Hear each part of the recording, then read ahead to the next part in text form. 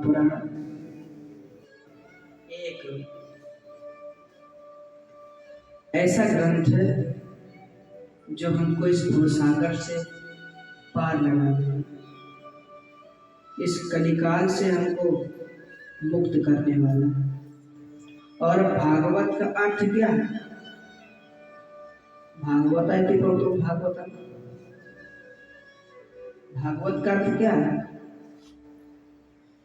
भा से भक्ति, गा से ज्ञान, भक्ति ज्ञान, वा से वैराग, ता से त्याग रखना। हमको भागवत ये चार चीज प्रदान करता है।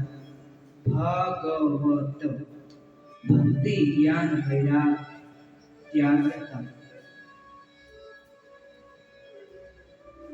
तो अगर भक्ति महारानी मिल गई तो हमको परमात्मा मिलने में आसान हो जाते हैं।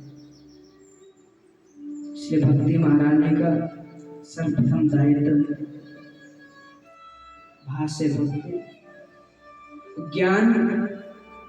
अब भक्ति से भगवान मिल गए, भगवान के विषय में हम कुछ करना आएगा। अगर ज्ञान होगा तभी तो भगवान नहीं समझ पाएंगे। अगर ज्ञान होगा तो भगवान को क्या करना है, जब भगवान करे तभी तो हम भगवान की सेवा कर पाएंगे। ज्ञान भा से भक्ति, भक्ति से मिले भगवान, गा से ज्ञान, तो ज्ञान से भगवान की सेवा का पता चलेगा। भगवान की स्तुति करनी है, भगवान की स्तुति। जब भगवान भा से भक्ति यानी भगवान मिल गए, गा से ज्ञान यानी भगवान की स्तुति करना वगैरह आ गया, तो वहां से वैराग्य मिल जाए। भगवान की प्राप्ति से, ज्ञान की प्राप्ति से वहां से वैराग्य मिल जाएगा। वैराग्य भी जरूरी है। वैराग्य मिल गया, अब वैराग्य मिला तब तो जरूरी है हमको ना तप और त्याग। तप और त्याग हमको आखिरी वाला अक्षर प्रदान कर देता, त्याग। भागवत तप, इसका अर्थ वो हमको त्याग और तप प्रदान करता है। तो भागवत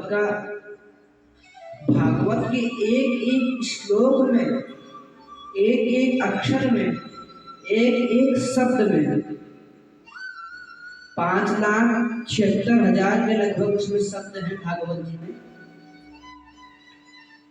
तो 5,76,000 जो लगभग शब्द हैं, उन शब्दों में, उनकी एक एक शब्दों में भा जैसे सच्चिदानंद रूप, सा जी, ऐसे जो एक एक अक्षर है, उस हर एक अक्षर में परम पिता परमेश्वर श्रीमन्नारायण विराजमान रहते हैं। और भक्ति मिल जाए छोटी मोटी बात नहीं। भागवत क्या है आपको पता चला? भागवत परब्रह्म परमात्मा से मिलाने की चीज है।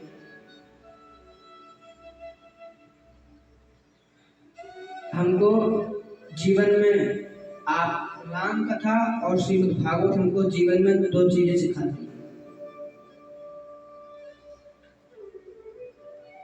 श्री राम कथा हमको किस प्रकार से अपने कुटुंब के साथ, अपने परिवार के साथ, अपने भाई बहन बंधु सखा मित्रों के साथ किस प्रकार से रहना चाहिए, ये हमको श्रीमद् भागवत, श्रीमद् राम कथा सिखाते, श्री राम कथा सिखाते हैं। और हमको अपने कुल के लिए, अपने पिता के वचन के लिए, अपनी माता की बात के लिए, वनवास में जाना है, कहाँ जाना है, अपने पिता की बातों की मर्यादा को रखते हुए, शब्द की मर्यादा को रखते हुए, क्या करना है वह हमको रामायण सिखाती है, राम कथा। तो राम कथा भी हमको सर्वप्रथम हमको राम कथा सुननी चाहिए, रामायण के विषय में हमको जानना चाहिए।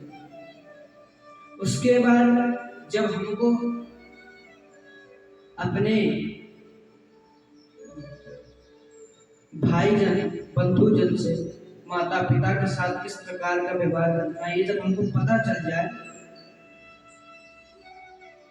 तो उसके बाद हमको श्रीमद् भागवत कथा श्रवण करना चाहिए। राम कथा तो हमको किस प्रकार से रहना है, किस प्रकार से जीना है, किस प्रकार से क्या करना चाहिए अपने परिवार वालों के साथ, किस प्रकार से अपने भक्त घर वालों के साथ रहना चाहिए, मित्रों के साथ रहना चाहिए, ये हमको तो रामायण सिखा देती है। मगर हमको अपना अंत समय कैसे करना है, कैसे गुजारना है, किस प्रकार गुजारना है, ये हमको श्रीमद् भागवत कथा सिखाती है। श्रीमद् भागवत कथा हमारे अंत का जो हमारा मरण समय होता है, जिस समय जब हमारा देह त्यागता है, उसके पूर्व हमको कैसे रहना चाहिए, अपना आखिरी समय किस प्रकार से गुजारना चाहिए, यह हमको श्रीमद् भागवत कथा सुनाती है, श्रीमद् भागवत महापुराण सिखाती है।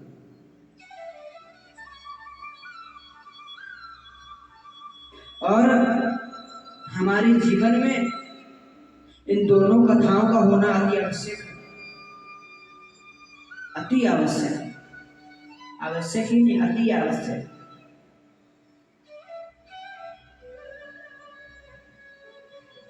हमने राम कथा सुन ली तो हमारा सब अपने घर गृहस्थजनों के साथ, भाई बंधुओं के साथ, रिश्तेदारों में, गांव वालों के साथ अच्छे हो जाते हैं, अच्छे संबंध हो जाते हैं। मगर उन संबंधों से क्या करेंगे, उधर ऊपर परमात्मा के पास वो संबंध काम आएंगे? नहीं आएंगे। इसलिए हमको श्रीमद् भागवत कथा का भी श्रवण करना चाहिए, क्योंकि इस लोक का तो हमारा परमात्मा श्री रामचंद्र जी महाराज ने कल्याण कर दिया, उस लोक में भी हमारा कल्याण हो, इसके लिए श्री राम कथा, श्रीमद् भागवत महापुराण। श्रीमद् भागवत महापुराण एक ऐसा अनोखा ग्रंथ है जिसके स्पर्श मात्र से हमारे पाप नष्ट हो जाते हैं, जिसके श्रवण मात्र से हमारे क्लेश नष्ट हो जाते हैं, इसके एक श्लोक श्रवण मात्र से हमारे पाप नष्ट हो जाते हैं। श्रीमद् भागवत महापुराण एक ही ऐसा ग्रंथ है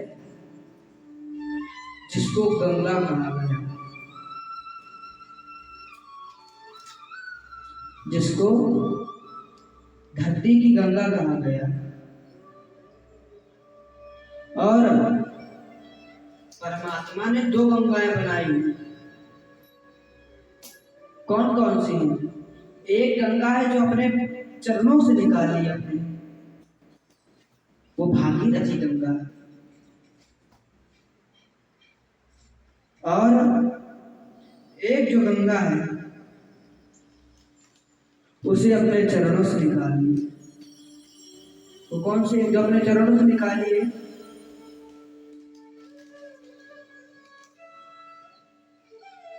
वह गंगा है भागीरथी गंगा,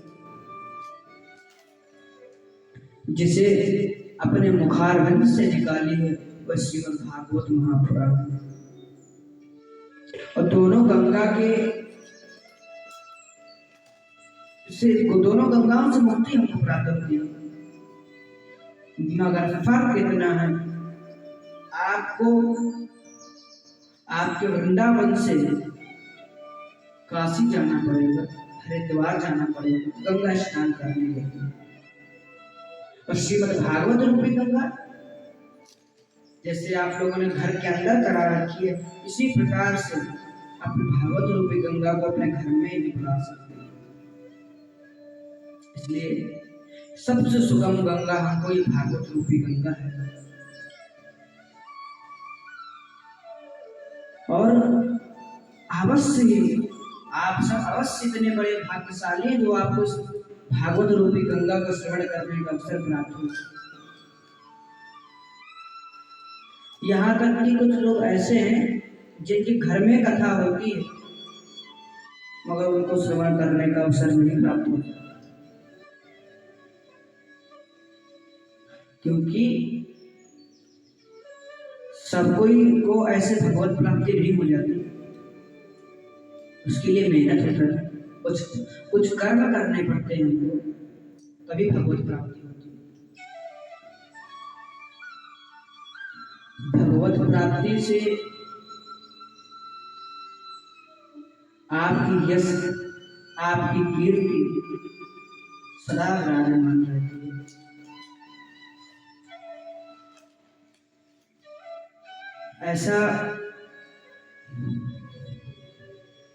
ऐसा ही तो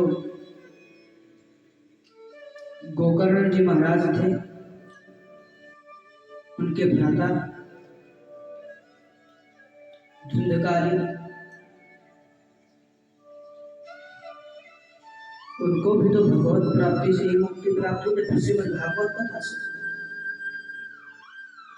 हर एक दिन की कथा बांस में 7 गांठें ली, हर एक दिन कथा एक गांठ उनके उठा ली, एक गांठ को फोड़ दी।